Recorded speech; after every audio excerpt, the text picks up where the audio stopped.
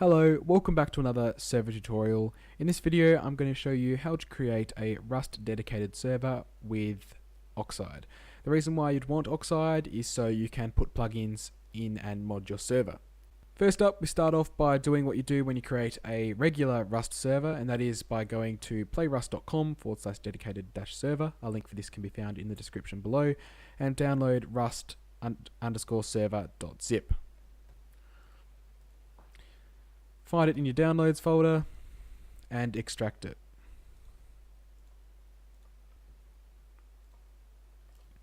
Copy this folder and put it wherever you want. I'm going to put this on my desktop.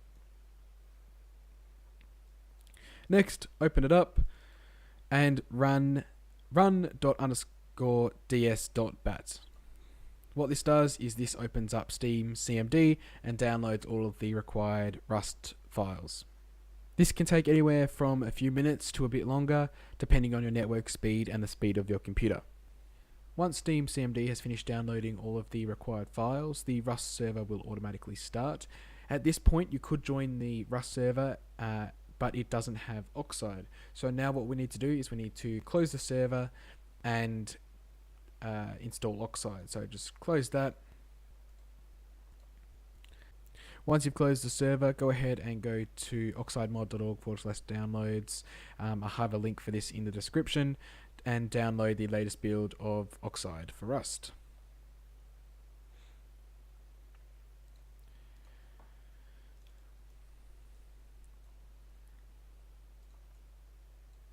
Copy this,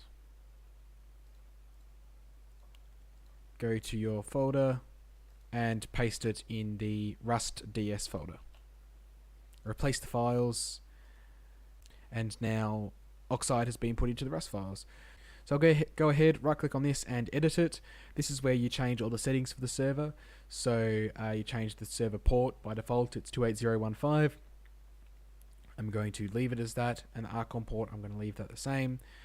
You should change the password to something secure, obviously not that. I'm going to set the max players to 50.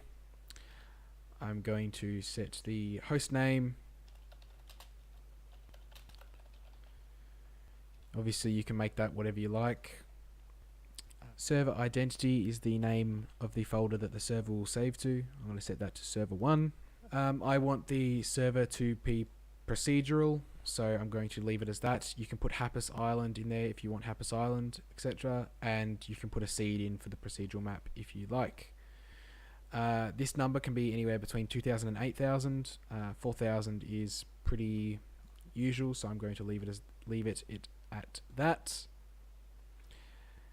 This is how many seconds in between each server save. If you set this too low, your server will lag out, so it's not great.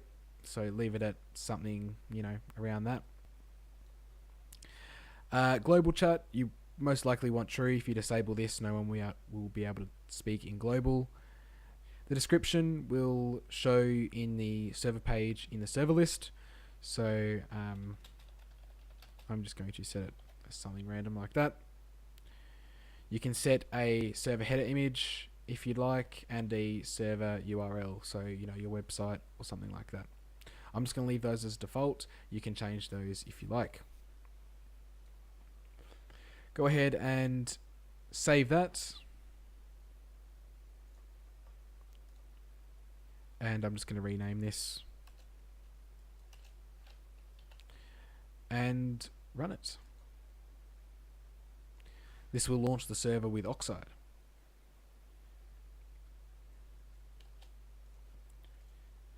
Now this time, once the server has started, we can go ahead and make ourselves the owner of the server. The way you do this is you type in owner ID, and then you need to go to a site like steamid.io and type in your Steam username,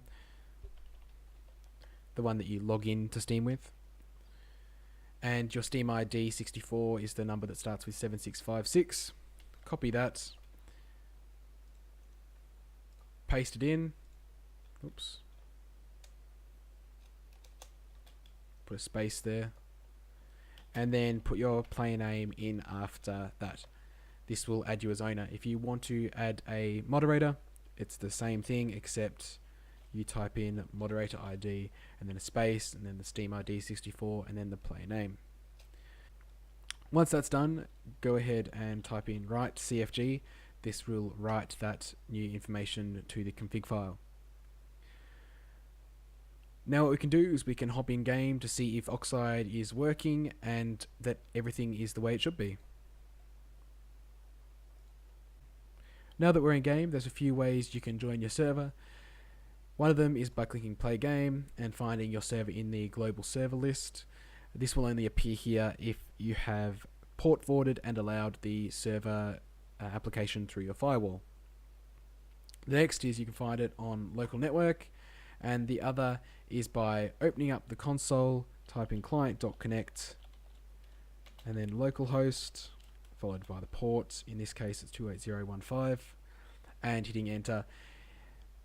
If you're not playing on the same computer that it's being hosted on, you can type in the IP here instead. That's the external IP.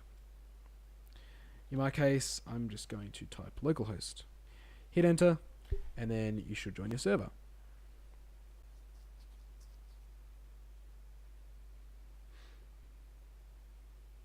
Now, it's common for the server to appear as Amsterdam2 when you join via localhost. I don't know why it does that, it's a pretty weird thing. But you are on your own server if it says it's Amsterdam2 and you connect with localhost.